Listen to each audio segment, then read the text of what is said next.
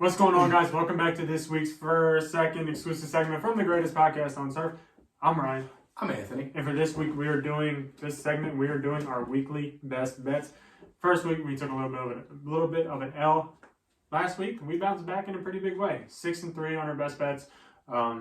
So be sure to tune in, listen to this whole one. I still got Stardom Siddums coming out, so be sure to check that out also. Well, no, Stardom Siddums will already be out by the time we recorded. Whatever. Check out Stardom Siddums. Yeah, be sure to check out our Stardom Siddum video that we uploaded on Wednesday. Also check out our NFL weekly predictions that we uploaded on Thursday, just in time for Thursday's game. It's a little bit of an earlier schedule this week, just the way our school schedules are going. So don't forget to like this video, subscribe to the channel if you are new. And before we get into it, I'll tell you guys about today's sponsor. It's my family's business, Little Italy Pizza Shop. 2 locations. One of them's in Middletown, Delaware. The other one's in Townsend, Delaware. Amazing prices, great food, amazing customer service. Be sure to come check them out. If you come in and you show either of our locations that you're subscribed to the greatest podcast on turf, you are eligible for a 10% discount off your already cheap prices. That is Little Italy Pizza Shop in Middletown and Townsend, Delaware. And here we go to start it out. Ryan's going to give you guys one of his first best bets. I'm deciding on which one to go first. I'm going to go with this one. I'm going to go with the Packers versus Tampa Bay under 41 first. There's a couple reasons for this. One of those reasons being, both of these defenses are pretty good, pretty respectable. The other reason being, both of these offenses have shown that they're not at the high quality that they were before, especially with the Buccaneers. Mike Evans is out. Chris Godwin, I think, is going to be out. Julio might even be out. He's banged up. And as for the Packers, they don't have any receivers still. That's pretty known, pretty well known. The Packers just kind of shut out the Bears, held them like 10 points, and Tampa Bay just obliterated the Saints. Yeah, their defense looked amazing. Defense looked great also. I think it's going to be a defensive game personally. I can see the storyline of Tom Brady versus Aaron Rodgers being something, but I think when it's all said and done, these two defenses are going to ball out. I could see this going under 41 pretty easily. Yeah, no, absolutely. That was one of the ones that I liked as well. Me and Ryan had a lot of similar bets that we were taking together this week. My first best bet, I'm going to go, this one's kind of out there right now. I'm going with the Lions +6. I know it's kind of a big spread, Lions +6, but in their 2 games so far, they're 1-1. The game that they lost, they did cover. The Lions have kind of been one of those shocking teams this year where they've been hanging with the top dogs. They hung with the Eagles, and then they beat Washington, who really isn't all that bad. Yeah, they almost blew the lead to Washington at the end, but they came through. The Lions are a very well-coached team. They have an amazing run game. Their defense has been playing very, very well. And the Vikings just got obliterated by the Eagles, well, last night when this is recording. It's currently Tuesday, September 20th. So these lines are subject to change, obviously, because we are recording this Tuesday. You guys aren't seeing this till Friday. So the lines may change. But when I go to edit... This actually should be on Thursday. Because the Steelers... Oh, tomorrow's Tuesday. It's got to go on Thursday. And then predictions will go on Friday. Okay, that's fine. Yeah, we'll make it work. So yeah, Lions +6, I think they'll cover the spread pretty easily. It is a divisional game. I don't think the Lions are as bad as this line shows. So I'm rocking with the Lions +6. I think it's a pretty safe bet to make, especially with how bad the Vikings look against the Eagles and how good Detroit looked against the Eagles. So, I mean, I'm rocking with the Lions +6 this week. The Lions are a team yes, they're the Lions, but they've looked pretty good. So, I mean, they have my respect. Next bet that I'm going to mention is the Steelers +4.5 at Cleveland. The reason being, this is way too big of a line in my opinion. Yeah.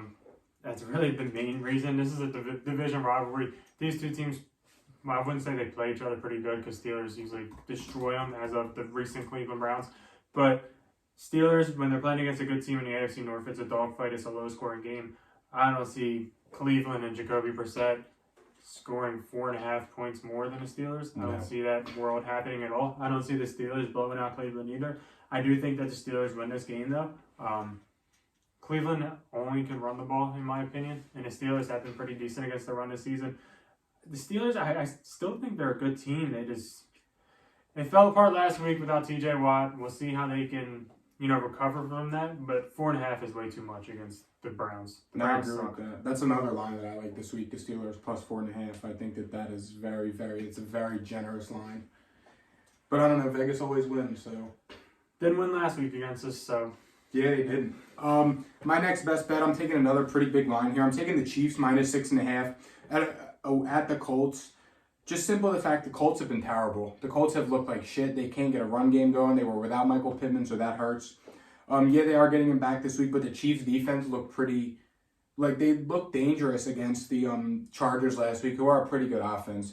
Yeah, the Chargers probably have a worse offensive line than the Colts, but I think Kansas City's going to come out and just put up a lot of points again, and they're just going to look good against a Colts team that has looked very, very bad. Tied with Houston week 1, and they got shut out by the Jags last week.